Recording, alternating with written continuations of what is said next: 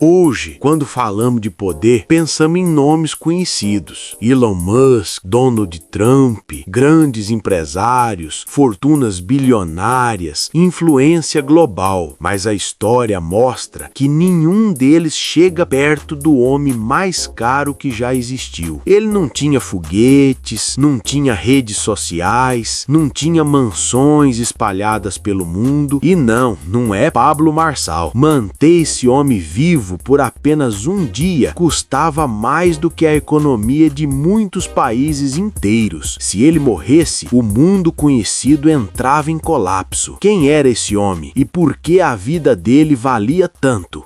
Quanto custava manter o imperador Augusto vivo por um dia? Augusto não acordava em lençóis do ouro, ele não comia fazão recheado com trufas no café da manhã, muito menos picanha no churrasco no fim de semana. Na verdade, o homem mais poderoso que já pisou na terra, o dono do mundo conhecido, comia pão seco, às vezes um figo, e vestia roupas feitas pela própria esposa. Humilde, né? Um santo. Só que não. Augusto comia pão seco porque tinha medo de ser envenenado. Ele vestia roupas simples porque, se parecesse rico demais, o Senado fazia às costas dele igual fizeram com o tio dele, Júlio César. A simplicidade de Augusto era o maior teatro da história. E manter esse teatro, manter esse velhinho vivo, acordado e respirando por apenas 24 horas, custava mais do que o PIB de pequenos países inteiros. Se Augusto morresse numa terça-feira, Roma entrava em colapso na quarta. Então, a pergunta de 1 milhão de sestércios é: quanto custava para o mundo não acabar hoje? Ou melhor, quanto custava manter o imperador Augusto vivo por um dia? Primeiro, vamos tirar o elefante da sala, ou melhor, o guarda-costa da sala. Segurança. Vocês acham que segurança de presidente hoje é caro? O serviço secreto? Amadores. Augusto criou a Guarda Pretoriana, 9 coortes, milhares de soldados de elite, cuja única função, o único KPI da carreira deles, era garantir que nenhuma lâmina chegasse perto do pescoço do imperador. E sabe qual é o problema de ter uma guarda de elite? Eles sabem que são a elite, e eles sabem que você depende deles. Então, Augusto pagava a eles o triplo do que pagava um legionário comum que estava lá na fronteira tomando chuva e flechada na cara na Germânia. O pretoriano ganhava o triplo para ficar em Roma, de banho tomado, olhando feio para quem passasse perto do palácio. Mas não era só salário, tinha o bônus de não me mate. Cada vez que o clima ficava tenso, Augusto tinha que dar um agrado. Era basicamente um suborno diário para que os seus próprios seguranças não decidissem que seria mais lucrativo vender a sua cabeça. Manter Augusto vivo significava pagar o resgate do próprio sequestro todos os dias. E isso é só o começo. Porque a segurança física é o básico, é o pacote start. O problema real é a informação. Roma era gigante. Se uma legião se rebelasse na Síria hoje, Augusto só ia saber daqui a 2 meses. 2 meses é tempo suficiente para perder o império. Então, ele precisava de velocidade. E velocidade custa caro. Augusto criou cursos públicos, o sistema de correios estatal. Imaginem o SEDEX, só que funcionando e com pena de morte se a encomenda atrasar. Isso envolvia milhares de estações de troca de cavalos, estalagens, veterinários, estradas pavimentadas que precisavam de manutenção constante. Tudo isso para que uma carta saísse do Egito e chegasse em Roma o mais rápido possível. O mensageiro imperial não parava. Ele trocava de cavalo e continuava. Se o cavalo morresse, ele pegava outro. Se o mensageiro morresse, o próximo pegava a carta da mão fria dele e continuava. O custo diário de manter essa rede Wi-Fi analógico ligada era astronômico. Se um buraco na estrada atrasasse uma mensagem sobre uma invasão bárbara, o prejuízo seria incalculável. Então, cada pedra na Via Ápia era, na verdade, uma apólice de seguro do imperador. O Augusto tinha um exército de escribas, pessoas pagas só para ler, resumir e escrever decretos. O palácio imperial era uma fábrica de pergaminhos. Eram centenas de funcionários públicos de alto escalão, e funcionário público em Roma não ganhava vale-refeição. ganhava propriedades, ganhava isenção fiscal, ganhava poder. Pro Augusto tomou a decisão simples, como aumentar o imposto sobre o azeite na Espanha. Ele precisava de relatórios de 5 províncias, 3 conselheiros jurídicos e um astrólogo para dizer se a lua estava boa. Sim, ele pagava astrólogos. Eram os analistas de mercado financeiro da época. Errava igual, mas cobrava mais caro. O custo administrativo de um dia de governo era o equivalente a sustentar uma cidade média inteira. Só de tinta e papiro, o orçamento já era uma fortuna. Mas nada, absolutamente nada, era mais caro do que o silêncio.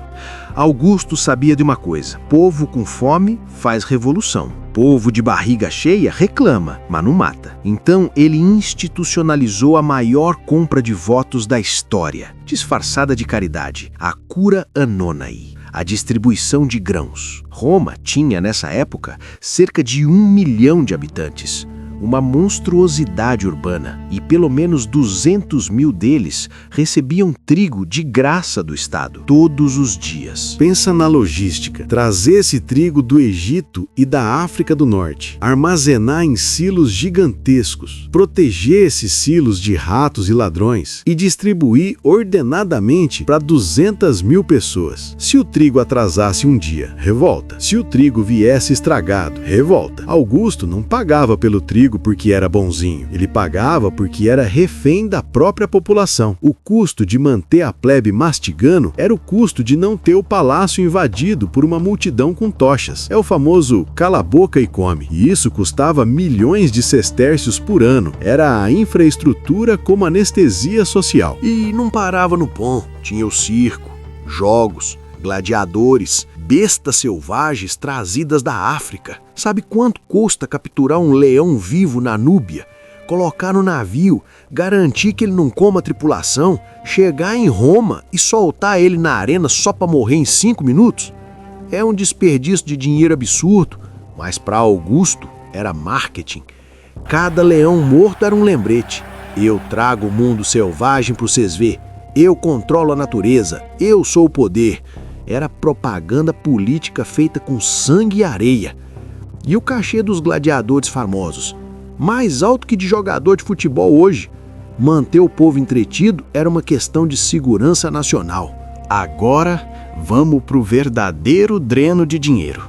O buraco negro financeiro. O exército. Augusto profissionalizou o exército. Antes, se lutava e voltava para a fazenda. Com Augusto, ser soldado virou carreira. 20 anos de serviço, 28 legiões. Estamos falando de algo em torno de 150 mil legionários, mais os auxiliares. Cerca de 300 mil homens armados. Todos eles precisavam comer hoje. Precisavam de botas novas hoje. Precisavam de armas afiadas hoje. E o mais importante, precisavam receber o soldo em dia. Porque um soldado com salário atrasado não é um soldado, é um bandido armado e treinado com raiva do chefe. Augusto gastava, segundo a estimativa, mais da metade de toda a receita do Império Romano só com o exército. Metade do dinheiro do mundo ia para manter o homem parado nas fronteiras, garantindo que os bárbaros não entrassem e que as províncias não saíssem. Era um custo de manutenção preventivo, a tal da Pax Romana. A paz romana não era pacífica, não. A paz romana era uma paz armada até os dentes. A paz custa mais caro que a guerra, porque na guerra você pode saquear o inimigo para pagar a conta. Na paz, o dinheiro só sai. E tinha aposentadoria. Augusto inventou a previdência militar. Quando o soldado cumpria os 20 anos, ele ganhava um pedaço de terra ou uma bolada em dinheiro. Se Augusto não pagasse isso, os veteranos, que eram os caras mais perigosos do império, podiam se voltar contra ele. Então, ele criou um imposto sobre heranças só para pagar a aposentadoria dos soldados. Ele tributava a morte dos ricos para pagar a vida dos soldados. E tem o custo invisível, a espionagem. Augusto tinha olhos em todos os lugares. Delatores. Em Roma, se você falasse mal do imperador num jantar, no dia seguinte você poderia acordar morto. Ou melhor, não acordar.